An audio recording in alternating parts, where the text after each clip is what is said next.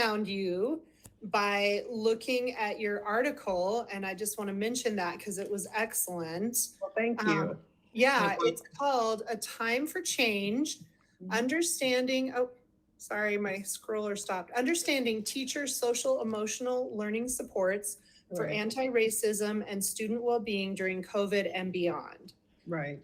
That was a really powerful article for me to read because you don't just talk about how students are impacted with social emotional issues that were amplified during COVID, but you really focus on how teachers are impacted.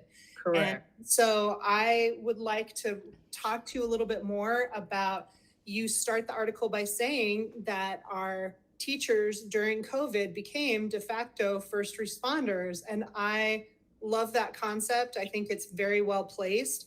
Can you talk to us a little bit about how you came up with that concept and how you see teachers fell into that during COVID? So when I say de facto means pretty much in effect or by fact, whether by right or not, the teachers were in fact often first to detect student changes. And those changes can be in demeanor, attitude, health, a whole host of cues that are determined or signaling in everyday interactions, unlike that might be seen by other adults outside of the school, because we spend so much time with children. So when I call them de facto first responders, I first have to tell you that was not my phrase. I saw that in another article as it related to counseling. So they were saying that counselors sometimes function in this role as well, but teachers more so.